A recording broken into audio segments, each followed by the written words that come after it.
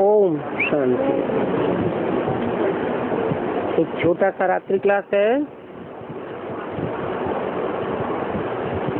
19 अगस्त 1968। मेहनत तो सभी बच्चे करते रहते हैं। अभी अनेक प्रकार के मनुष्य हैं। वर्धा शहर में कहते हैं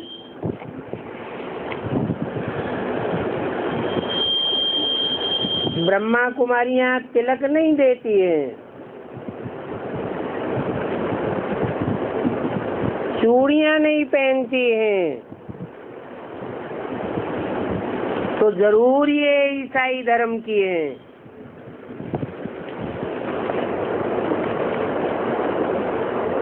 अब ऐसे ऐसे कह करके बिगाड़ने वाले तो बहुत है ना। ये क्यों होता है? क्योंकि समझते हैं कि पुरानी दुनिया का विनाश होने वाला है।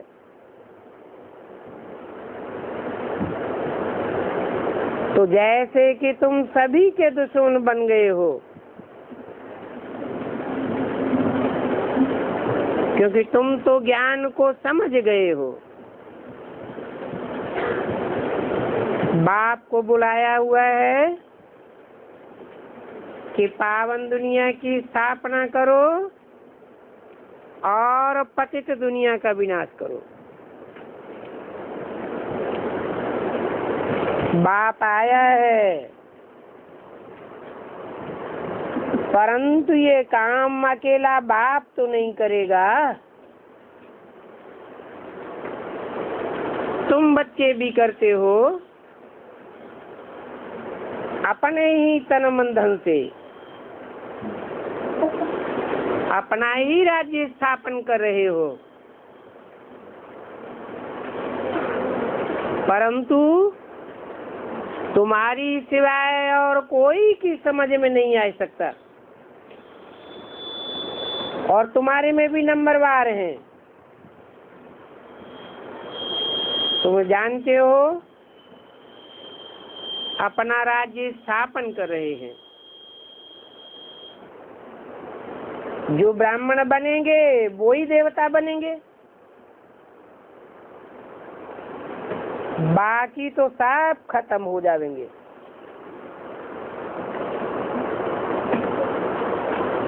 जो अविनाशी आत्माएं हैं वो रह जाएंगी।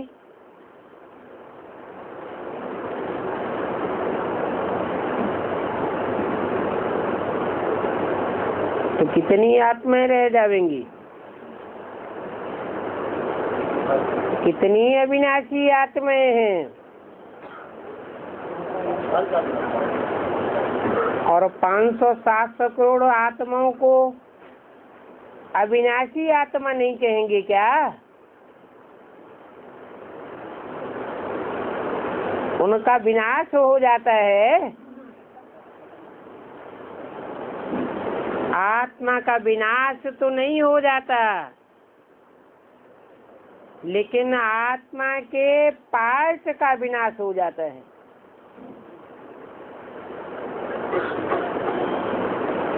कोई ऑलराउंड पार्ट बजाने वाली आत्माएं हैं, उनको कहेंगे अविनाशी आत्मा।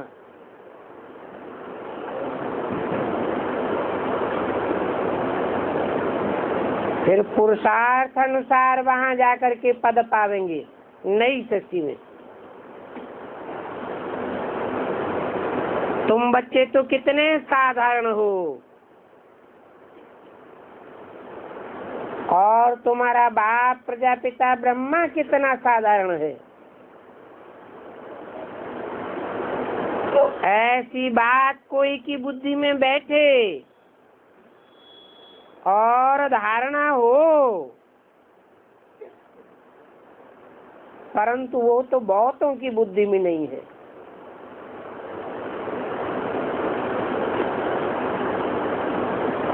ये बाप को पहचानने की बड़ी लॉटरी है ना। बाप को जानेंगे, मानेंगे, तब तो बाप से वर्षा लेंगे।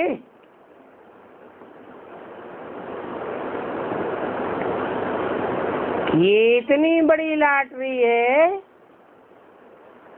जो बुद्धि को पागल बनाई देती है।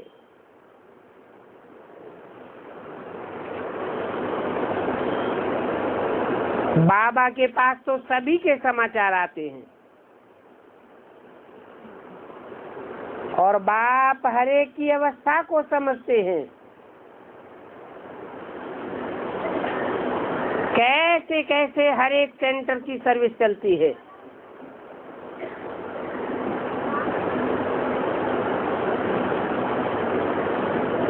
सर्विस चलती तो है, परंतु उसमें देह अभिमान के विघ्न बहुत पड़ते हैं। अगर बाबा नाम बतावे, एक एक सेंटर में नाम बतावे, तो फंक हो जाएंगे। ये स्थापना का कार्य बड़ा ही नाजुक है।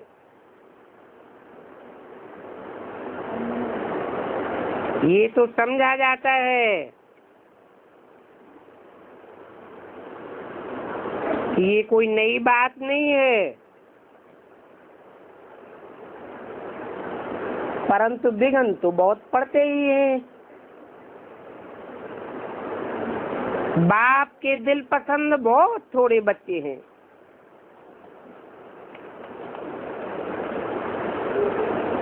अभी तुमको तो सतो प्रधान बनना है, ऐसा लक्ष्मी नारायण बनना है,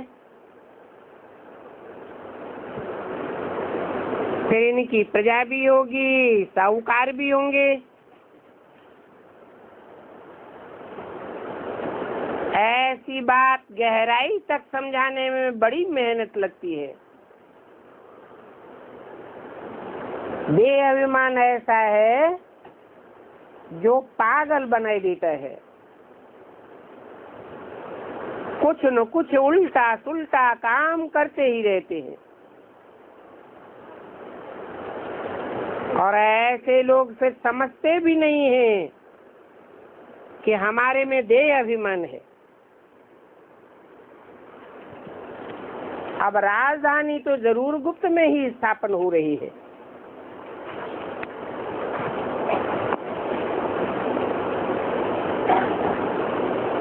यहाँ हट करने, रोने आदि की तो बात ही नहीं है।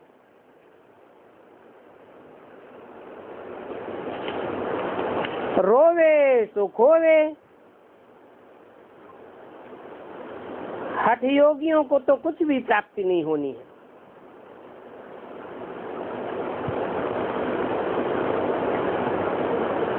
ये तो वंडरफुल बात है। तो भी वंडर ऑफ द वर्ल्ड का बादशाह बनना, ऐसी खुशी में योग बल में रहकर सर्विस में सारा टाइम लगाना है। अभी तो कहते रहते हैं ड्रामा, कि ड्रामा की भावी प्रबल है, फिर कोई कहते हैं ईश्वर की भावी, और तुम बच्चे कहते हो ड्रामा की भावी।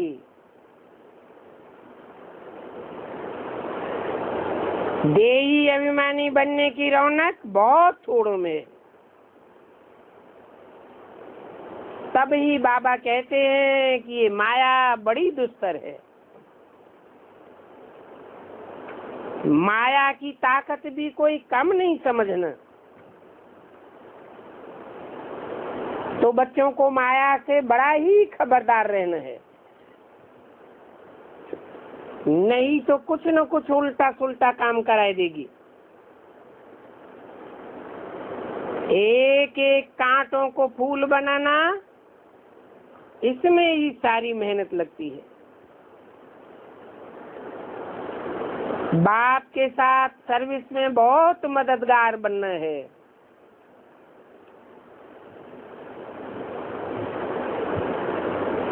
ऐसे क्यों कहा कि बनना है? पूरा बने नहीं, 68 तक बने ही नहीं। क्यों क्यों नहीं बने? हाँ, माना ब्रह्मा बाबा के लिए भी ये बात लागू होती है और बच्चों के लिए भी ये बात लागू होती है कि अभी मददगार बने नहीं है। जो बात ब्रह्मा के मुख से बोली हुई है उन बातों को समझा ही नहीं है, फिर मददगार बनने की तो बात ही नहीं। इसलिए बोला कि बाप का मददगार बनना है और बाप भी पावन बनाने के लिए सर्वेंट बन करके आया हुआ है।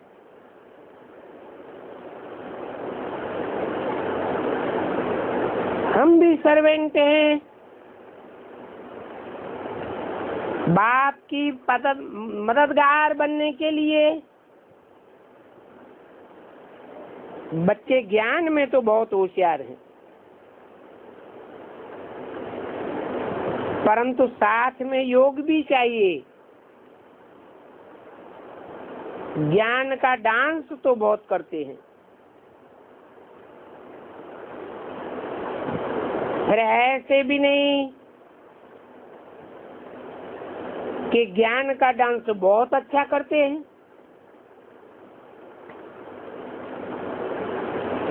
मना डांस तो करते हैं लेकिन अच्छा डांस नहीं करते हैं। इसलिए बाप के दिल पर चढ़े हुए नहीं हैं। ज्ञान का अच्छा डांस करने के लिए योग बल बहुत चाहिए।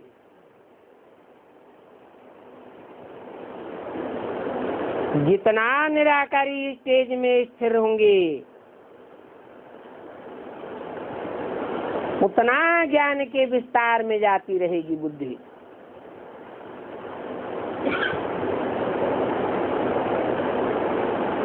ज्ञान की गहराइयां कोई को सिखावे तो बहुत होशियार हो जाएंगे। ये तो पढ़ाई है, पढ़ाई तो कोई भी पढ़ाई सकता है, परंतु वह पढ़ाई योग के सिवाय इतना काम नहीं करेगी। बहुत पलटा खाना है।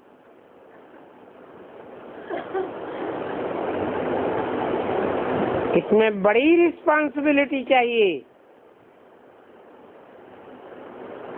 सर्विस में पूरा ध्यान देना है।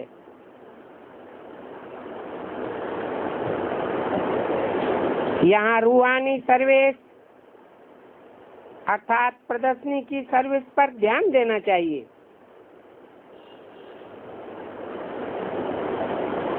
क्योंकि बहुतों को आप समान बनाना है। ऐसे नहीं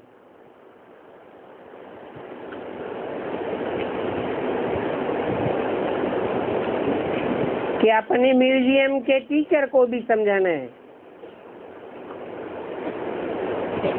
हम बड़े हैं,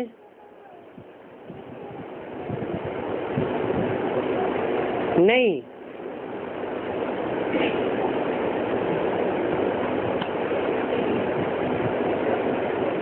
पेट का काम तो रात को भी कर सकते हैं, परंतु दिन में तो सर्विस करनी है।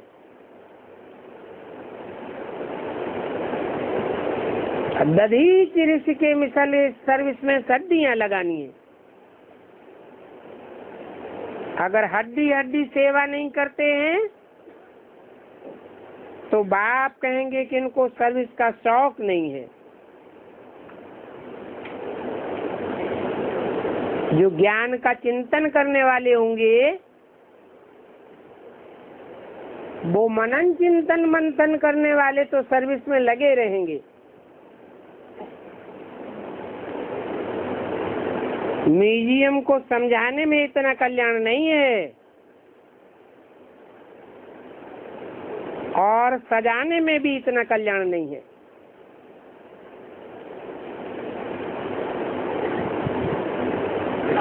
सिर्फ सजाते रहे और समझाया नहीं। एक दो की सर्विस करने में टाइम लगाना चाहिए। अच्छा, बच्चों को गुड नाइट।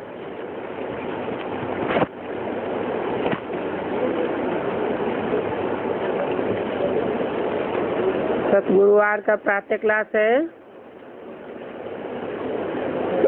22/8/68। बेहद का रूहानी बाप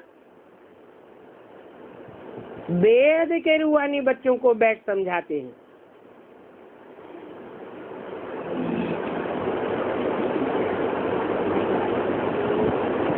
बेहद का बाप क्यों कहा?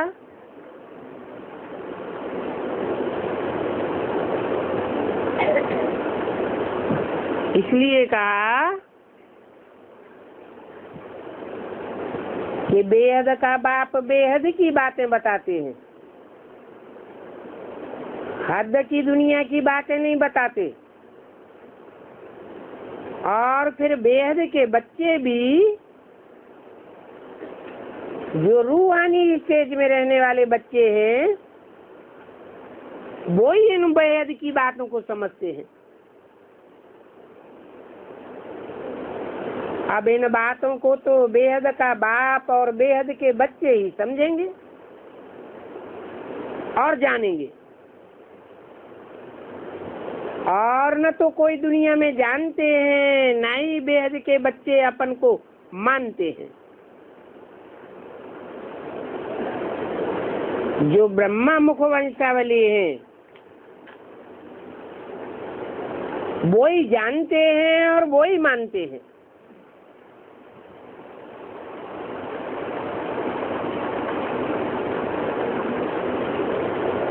कितने हैं ब्रह्मा मुख वंशावली?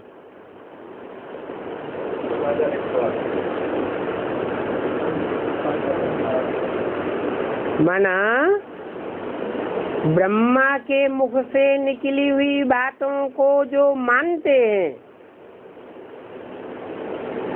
जानते हैं, तो ब्रह्मा मुख वंशावली बच्चे हैं। तो जानने और मानने वाले सिर्फ 16,108 हैं।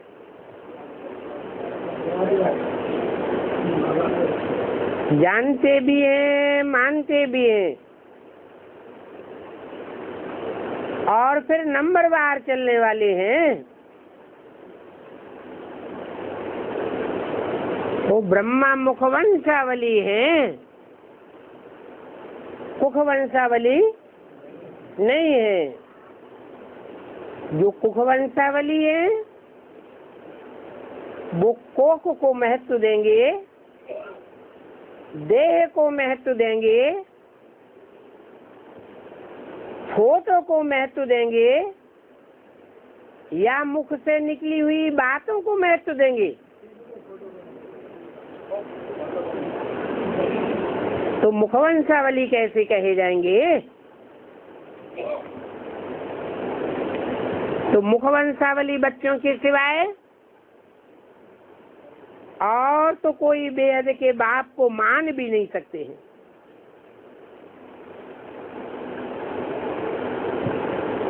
तो बाप के साथ साथ ब्रह्मा भी चाहिए। ऐसे नहीं कि ब्रह्मा शरीर छोड़ जाए तो बस हम तो बात को ही मानेंगे। नहीं, जिस तन में भी प्रवेश करते हैं उसका नाम ब्रह्मा रखना पड़े, तो ब्रह्मा जरूर चाहिए।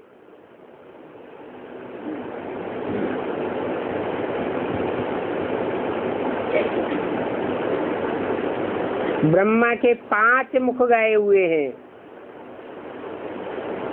चतुरानन बहुत प्रसिद्ध है, 4 मुख गए हुए हैं। तो 4 मुखों में कोई सन्मुख भी दिखाया गया होगा ना, बाकी आजू बाजू पीछे दिखाए जाते हैं। जो सन्मुख है, प्रसिद्ध है, वो ही आदिदेव है, जिसमें बाप की मुकर्रर रूप से प्रवेशता होती है।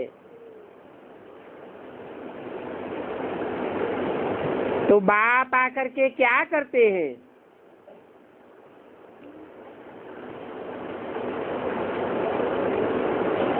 आकर के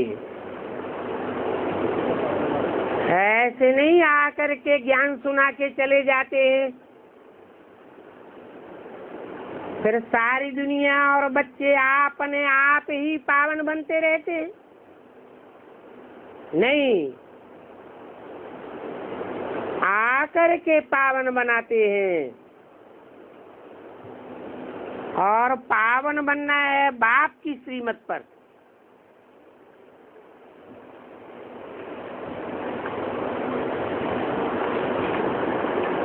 अपनी मनमत पर या मनुष्य मत पर पावन नहीं बनना है।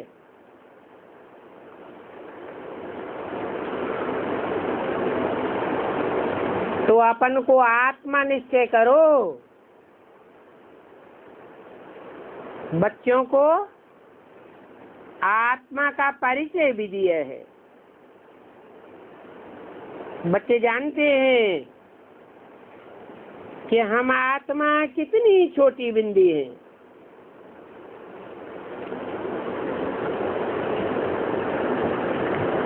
इतनी छोटी बिंदी है, क्या बच्चों की आत्मा ही छोटी बिंदी है?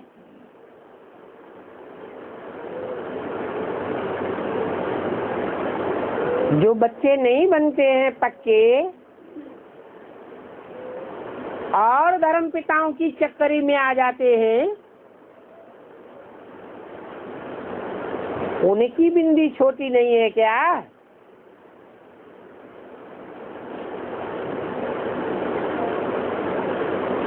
बिंदी तो सबकी एक जैसी छोटी है,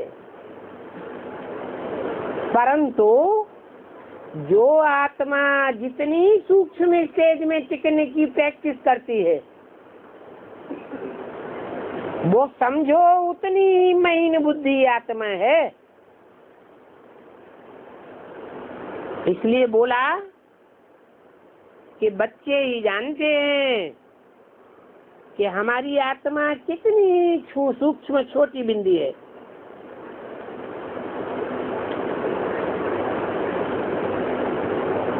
और ये तो यूं भी जानते हैं कि आत्मा भ्रकुटी के बीच में निवास करती है,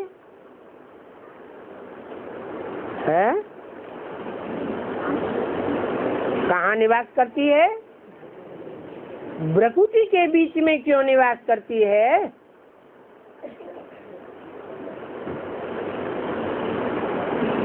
चेहरे में नाक भी तो सबसे ऊपर है, नाक में क्यों नहीं निवास करती है? वो तो भाषा में बोल दिया है उत्तमांग, तो भाषा में बोलने के कारण बोलते हैं उत्तमांग।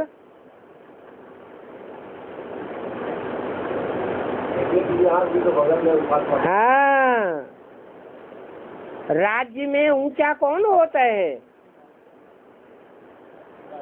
राजा ऊंचा होता है। तो राजा कहाँ बैठता है?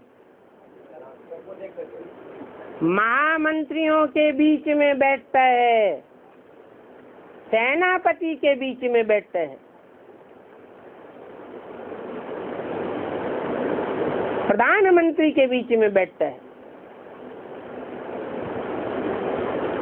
तो ये आंखें महामंत्री और प्रधानमंत्री का कार्य करती हैं। जो ऊंचे के ऊंचे पदाधिकारी हैं, क्योंकि राजा अकेला तो राज्य संचालन नहीं करता।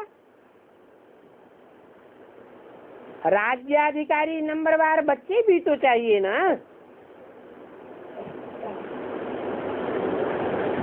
तो जैसे राजा खास खास पदाधिकारियों के बीच में बैठता है, पावरफुल आत्माओं के बीच में बैठता है, वैसे ये आत्मा रूपी राजा भी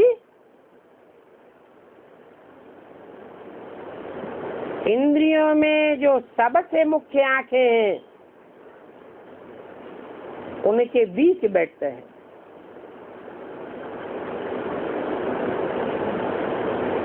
उस बीच के स्थान को कहते हैं भ्रकुटी। कैसी कुटी? बड़ी पूरी कुटी। फिर उत्तमांग भी कहते हैं। कुटी कहाँ बनी हुई है? उत्तमांग में।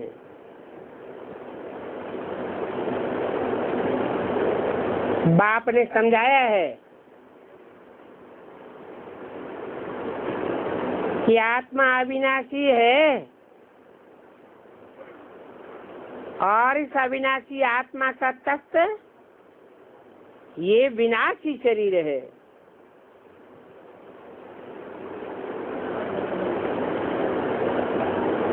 अब तुम बच्चे ये बातें जान गए हो,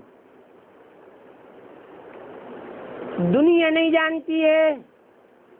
तो कोई कहते हैं आत्मा दिल में है,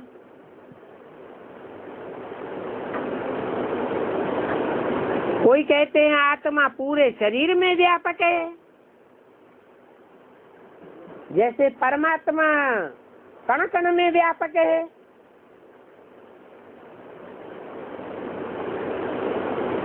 मिसाल देते हैं कि उंगली कट जाती है तो उछलती क्यों रहती है? अगर उसमें आत्मा व्यापक नहीं है। अरे यूं तो हाथ से कोई पत्थर का टुकड़ा भी फेंकेंगे तो हाथ की ताकत से तो अलग हो गया ना, फिर वो क्यों दौड़ता रहता है? क्यों दूरी पर चला जाता है? हाथ की ताकत से जुदा हो गया, फिर गिर जाना चाहिए।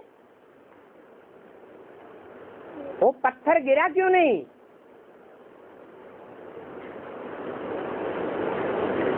क्योंकि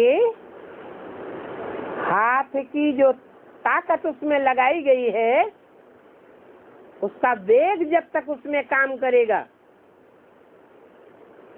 तब तक वो उड़ता रहेगा। ऐसे ही आत्मा का आवेग, आत्मा की शक्ति इस शरीर के कण कण में व्याप्त है। आत्मा व्याप्त नहीं है, आत्मा इस शरीर में व्यापक नहीं है। जैसे परमात्मा की याद की शक्ति कण कण में व्यापक है, ऐसे ही आत्म शक्ति शरीर में व्यापक है। परंतु शरीर से कोई अंग अलग हो जाता है तो थोड़े समय तक वो आत्मा की शक्ति कार्य करती है, फिर खलास। तो ये बातें तुम बच्चे जान गए हो, दुनिया तो नहीं जानती है कि हम सभी आत्माएं आपस में भाई भाई कैसे हैं।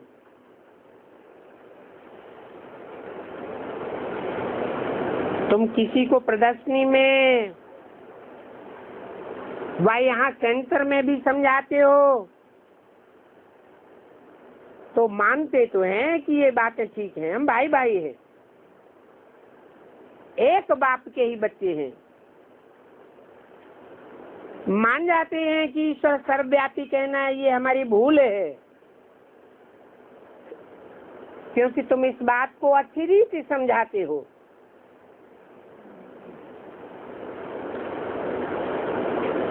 कि परमात्मा बाप इस संसार में व्यापक नहीं है,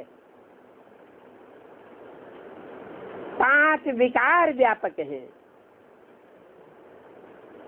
सब में 5 विकारों की प्रवेशता है। मनुष्य हो, जानवर हो, कीड़े हो, मकोड़े हो, सब में विकार प्रवेश है।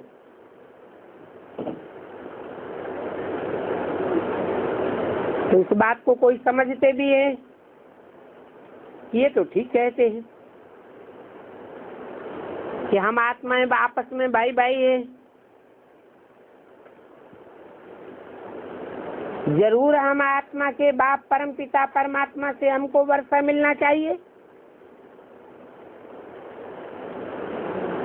परंतु यहाँ से निकल करके जब बाहर जाते हैं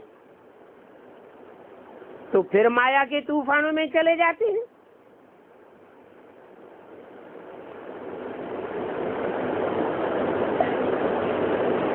ये माया के तूफान सबको अपनी लपेट में लेते हैं कि कोई ऐसी भी पावरफुल आत्माएं हैं जो माया के तूफानों की लपेट में नहीं आती। अरे इतने बड़े बड़े धर्म पिताएं हैं, इब्राहिम, बुद्ध, क्राइस्ट वगैरह, ये तो ग्रेट फादर्स है ना, महान आत्माएं हैं, पावरफुल आत्माएं हैं, तब तो दुनिया का इतना बड़े से बड़ा हुजूम उनको फॉलो करता है। तो वो तो माया की लपेट में नहीं आती होंगी, है? सब माया की लपेट में आते हैं। इस सच रूपी रंगमंच पर जो भी पार्ट बजाने वाली आत्माएं हैं, सतो प्रधान से तमो प्रधान बनने वाली आत्माएं हैं, जन्म मरण के चक्र में आने वाली आत्माएं हैं, गर्भ में प्रवेश करने वाली आत्माएं हैं, वो सब माया की चक्करी में आती है। सिर्फ एक ही ऐसी तुरीय आत्मा है जो इस सृष्टि के चक्र में, जन्म मरण के चक्र में न आने के कारण माया के संग के रंग में या मायावियों के संग के रंग में नहीं आता।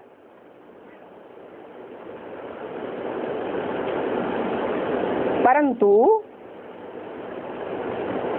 क्या वो बिंदी बन करके ही रहता है?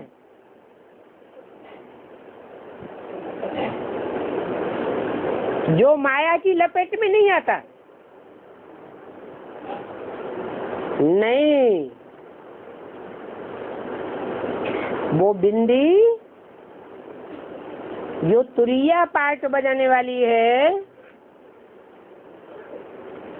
वो कोई मुकर्रर रथ में प्रवेश करती है, साकार में प्रवेश करके भी ऐसा पार्ट बजाती है कि कोई के संग के रंग का प्रभाव उसके ऊपर ठहरता नहीं है। नहीं तो सभी आत्माएं तूफानों में चली जाती हैं। फिर कोई बिरले बच्चे हैं राजयोग सीखने में उस्ताद हैं, पास विदानर होने वाले हैं, वो फिर माया के तूफानों में भी ठहर जाते हैं। परंतु क्या सदाकाल के लिए ठहर जाते हैं? हैं? नहीं, वो तब तक की बात है जब तक के वो तुरीया परमपिता परमात्मा शिव इस सृष्टि पर आकर के राजयोग सिखाता है। बाद में तो सभी आत्माओं को ऊंचे से नीचे की ओर जाना ही जाना है। सब जगह यही हाल होता है। इन बातों को कोई थोड़ी अच्छा रीति समझते हैं तो जास्ती समझने की भी कोशिश करते हैं। अभी तुम तो कोई को भी समझा सकते हो, ये जास्ती ध्यान देते हैं तो जरूर पास्ट में 63 जन्मों में बड़ा भक्त रहा होगा। क्या नियम है? जिसने जास्ती भक्ति की होगी वो जास्ती ज्ञान को उठाएगा, जिसने कम भक्ति की होगी वो कम ज्ञान को उठाएगा, जिसने विविचारी भक्ति की होगी वो विविचारी ज्ञान उठावेगा। एक से न सुन करके अनेकों से सुनता रहेगा, अनेकों की बातों पर विश्वास करता रहेगा। जो अभी विचारी भक्त रहे होंगे वो कैसा ज्ञान उठाएंगे? अब भी विचारी ज्ञान उठा देंगे, एक से ही सुनेंगे, औरों की बातें उनके दिल में बैठेंगी नहीं। तो समझ जाना चाहिए कि जो हमारी बातों पर कम ध्यान देते हैं उन्होंने कम भक्ति की है। इन बातों को तो समझने वाले ही समझे, कोई तो नहीं समझते हैं तो फिर समझाए भी नहीं सकते हैं। तो तुम्हारे पास नंबरवार है, कोई अच्छा आदमी आता है तो उसको समझाने के लिए भी अच्छे को ही भेजा जाता है, शायद कुछ समझ जावे।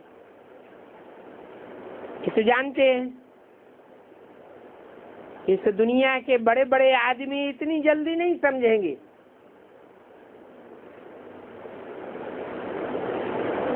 हाँ, ओपिनियन दे देते हैं कि इनकी समझानी बहुत अच्छी है, नॉलेज बहुत अच्छी है, पूरा बाप का परिचय देते हैं,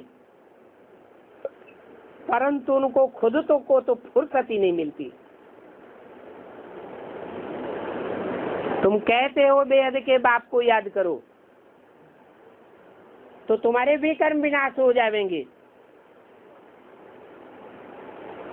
अभी तुम तो समझते हो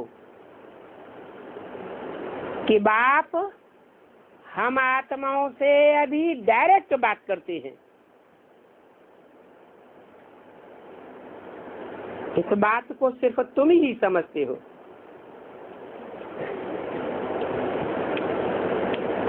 डायरेक्ट सुनने से तीर अच्छा लगता है,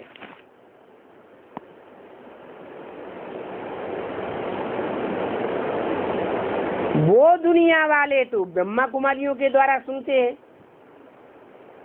और तुम तुम डायरेक्ट बाप से सुनते हो, या तो डायरेक्ट परम पिता परमात्मा ब्रह्मा द्वारा समझाते हैं कि हे बच्चों, तुम बाप का कहना नहीं मानते हो, परंतु तुम बच्चे तो कोई से ऐसे नहीं कह सकेंगे।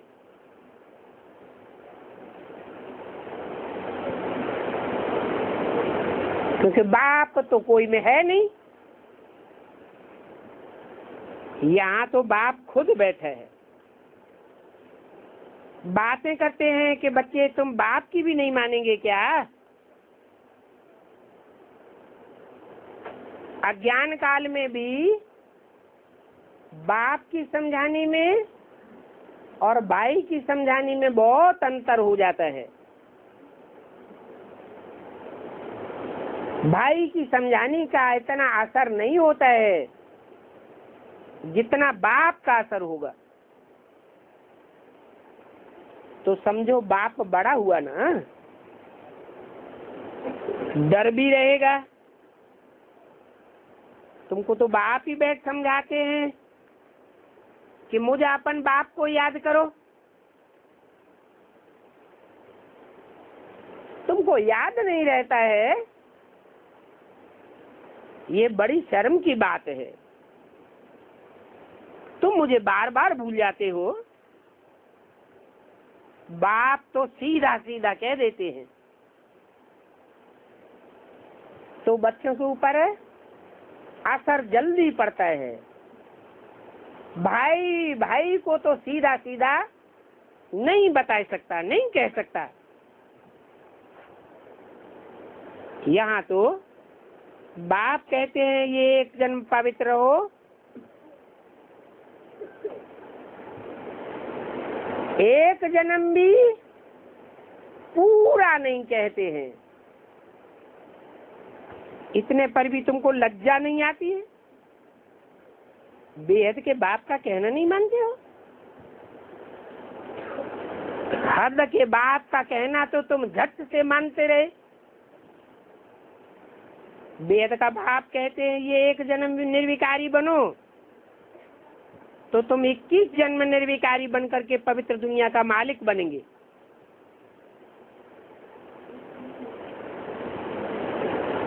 इतना बड़ा लालच देते हैं तो भी नहीं मानते हो। बाप के कहने का तीर कड़ा लगना चाहिए। तो भाई में और बाप में फर्क तो रहता है। ऐसे भी नहीं है कि नए नए से बाबा मिलते रहेंगे।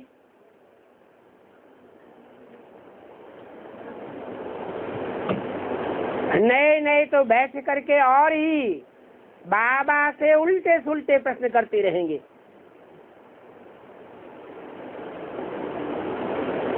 बुद्धि में ही नहीं बैठता है, क्योंकि यहाँ तो है नई बातें। गीता में कृष्ण का नाम लिख दिया है, तो हो ही नहीं सकता। अभी ड्रामा अनुसार गीता के भगवान की बात तुम्हारी बुद्धि में बैठी है।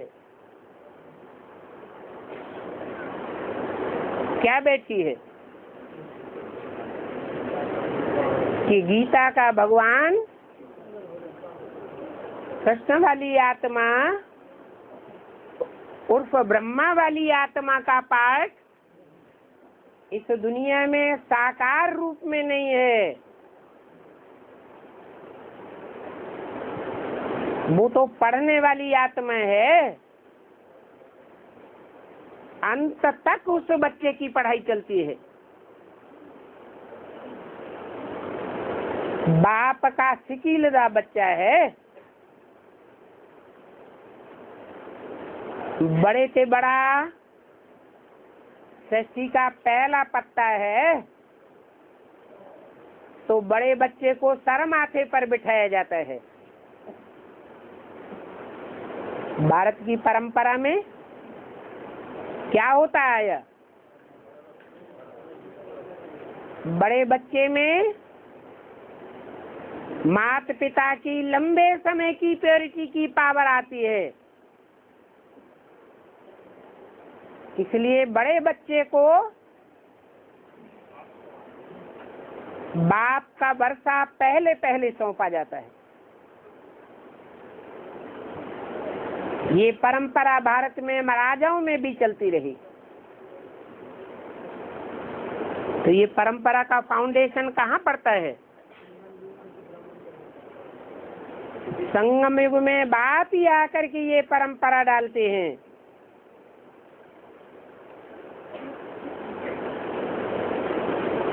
तो ड्रामा अनुसार अभी तुम्हारी बुद्धि में बैठा है,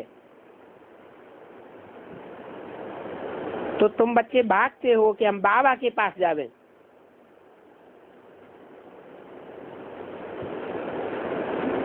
और डायरेक्ट जाकर के मुरली सुने।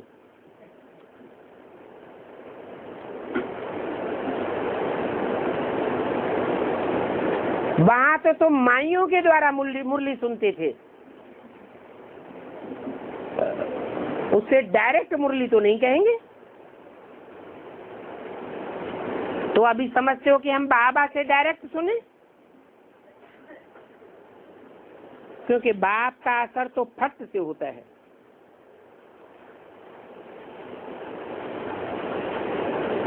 बाप के साथ प्यार होना चाहिए। तो बाप पूछते हैं कितना याद करते हो? कहते हैं बाबा 1 घंटा। तो बाप कहते हैं निरंतर याद करोगे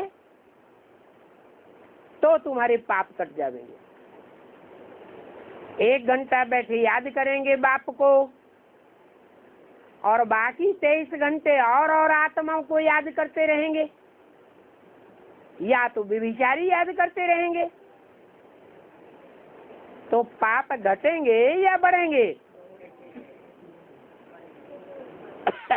जानते हो कि जन्म जन्मांतर के पापों का बोझा सिर पर है। अभी तो बाप समझाते हैं कि तुमने भक्ति मार्ग में बाप की कितनी ग्लानि की है।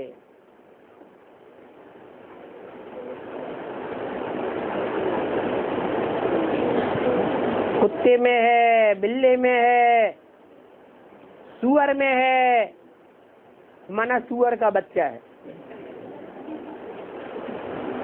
तुम्हारे पास तो केस चलना चाहिए। क्या? इस बात का कि तुमने बाप की बहुत ग्लानि की है। अखबार आदि में कोई की ग्लानि लिखते हैं तो उन पर केस करते हैं ना। 2268 की वाणी का दूसरा पेज। अभी बाप तुमको याद दिलाते हैं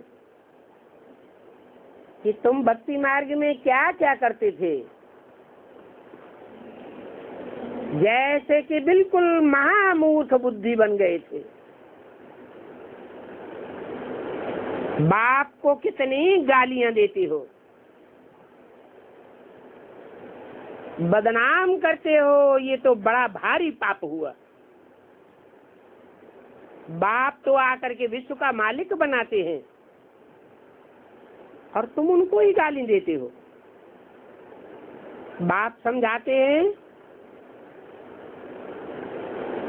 कि ड्रामा अनुसार रावण के संग में आकर के तुमने ऐसा किया है, माफ कर दिया।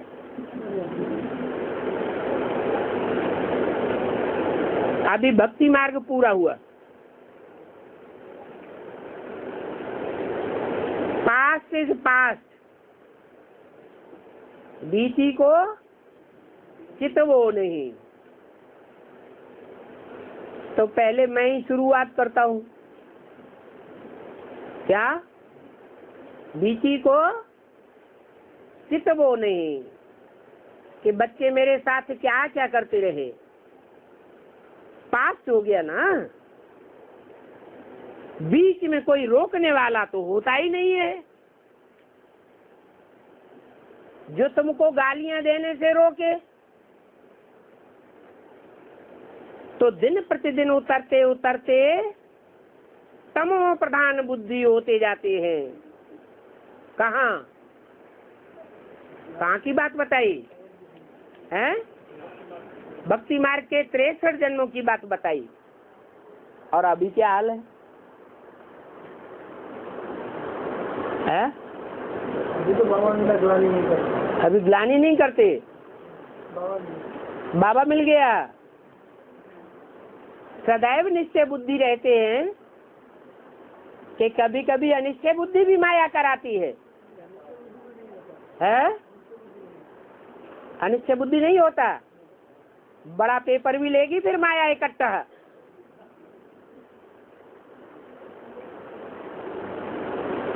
अरे फाइनल पेपर होगा या नहीं होगा? वो भी होगा, क्योंकि भक्ति मार्ग में दिन प्रतिदिन उतरते रहते हैं। तो ज्ञान मार्ग में 4 युगों की शूटिंग होती है या नहीं होती है? होती है। जिसकी पूजा करते हैं उसको ही ठीक कर भीतर में कह देते हैं।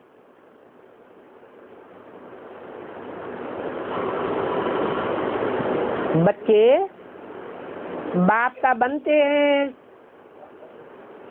फिर अनिष्ट होने के कारण और पार्टियों में चले जाते हैं, तो दूसरों को बाप बना लेते हैं ना। जिनको बाप बनाते हैं वो ठीक कर भीतर बुद्धि हुए या नहीं हुए? ठीक कर माने जो माया की एक ही ठोकर जोर से लगे और टूट जाए, भगवान भगवान बोलना भूल जाए। भीतर बुद्धि वो हुए जो बाप की पहचान में दीवाल बन करके अड़ जाए। इसको कहा जाता है बेहद की बेसमझी। कहेंगे बेहद के बच्चों की बेहद की बेसमझी है। एक तरफ शिव बाबा की पूजा करते हैं, दूसरी तरफ उसी बाप को सर्वव्यापी कह देते हैं। तुम बच्चों को याद में आता है, ये तो हम जन्म जन्मांतर करते आए हैं। तो बाप कहते हैं तुम तो पक्के बेवकूफ बन गए। अभी तुमको भी ये स्मृति दिलाते हैं। कितनी बेवकूफी की है जो बाप को सर्वव्यापी कह करके ग्लानि ही ग्लानि कर दी। अभी तुम बच्चों ने समझा है तो अभी पुरुषार्थ कर रहे हो इस बात का। भक्ति मार्ग में बेसमझते तो भगवान बाप को सर्वव्यापी कहते आए। अभी तुमको स्मृति आ गई है। क्या स्मृति आ गई है? कि बाप सर्वव्यापी नहीं है लेकिन एक व्यापी है। तो एक व्यापी की बात में टिकने का पुरुषार्थ कर रहे हो। ऐसे क्यों कहा? पुरुषार्थ कर रहे हो है? माने अभी भी बात पक्की बुद्धि में सदा काल के लिए नहीं बैठी है। माया कुछ न कुछ तूफान लाती रहती है। तो बोला कि अभी तुम बच्चे पुरुषार्थ करते रहते हो बाप को एक व्यापी समझने का।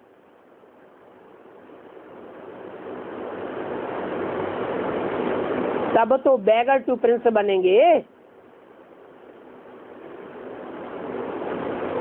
एक व्यापी समझेंगे तो बैगर टू प्रिंस बनेंगे।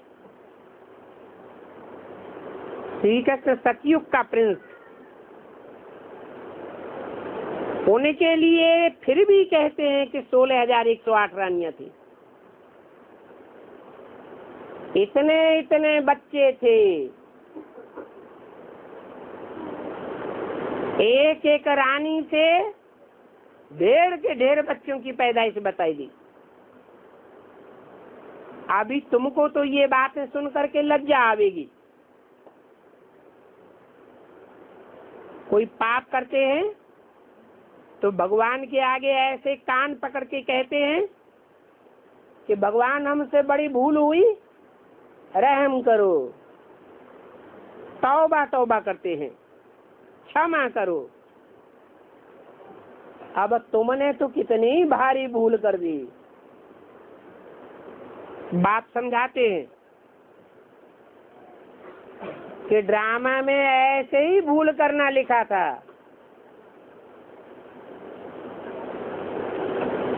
और जब जब भक्ति मार्ग आवेगा तो तुमको ऐसा ही बनना है। भगवान को महान पतित, महान बुद्धू, बेसमझ बन करके तुम गाली देते हो, तब ही तो मैं आता हूँ। ये है धर्म की ग्लानि। देवताओं को भी गाली देते आए हो, बाप को भी गाली देते रहते हो। अभी बाप कहते हैं कि तुमको तो सभी धर्म वालों का कल्याण करना है। बाप जो सर्व की सदगति करते हैं उनके लिए सभी धर्म वाले कह देते हैं कि सर्वव्यापी है।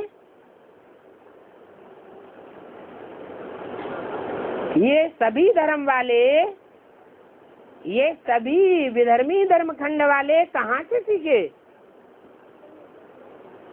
है कि बाप सर्वव्यापी है? भारतवासियों से सीखे।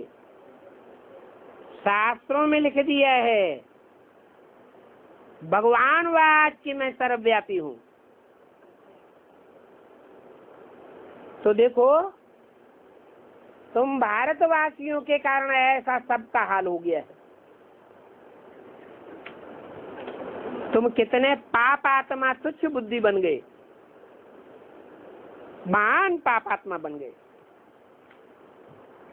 पता भी नहीं पड़ता है कि माया ने ऐसा बेवकूफ बना दिया है जो खुद को ही बिल्कुल पता नहीं पड़ता। जैसे चूहा काटता है तो पता भी नहीं पड़ता है, पुकारते हैं हे पतित पावन, परंतु समझते नहीं हैं।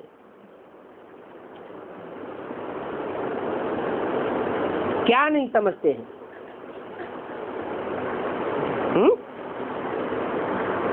अरे पुकारते हैं हे पतित पावन तो क्या नहीं समझते हैं?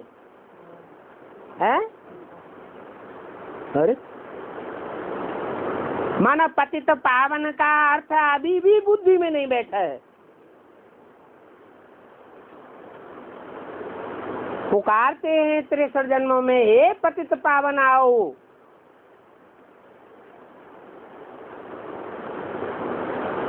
परंतु समझते नहीं है। तो वहां भक्ति मार्ग में भी नहीं समझते और यहाँ शूटिंग पीरियड में भी है नहीं समझते हैं। क्या कि भगवान बाप कैसे पतितों को पावन बनाते हैं?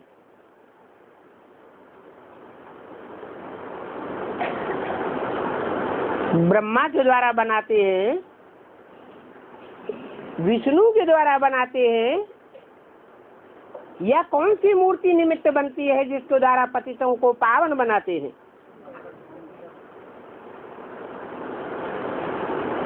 पहले पहले जब हम घर से आए थे तो हम पतित थे क्या? उस समय तो हमको ये भी पता नहीं था कि हम आत्मा हैं।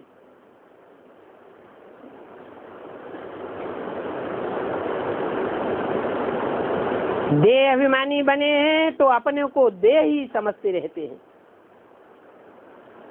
कोई भी धर्म वाला आए उनसे ये पूछना है कि तुमको परमपिता परमात्मा का परिचय है? कोई से परिचय पूछते हैं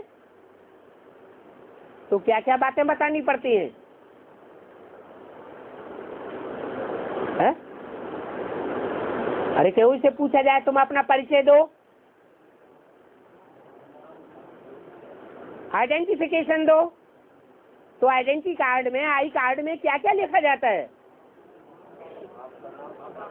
नाम लिखा जाता है, बाप का नाम लिखा जाता है, एड्रेस लिखा जाता है, यही सारी बातें होती है ना।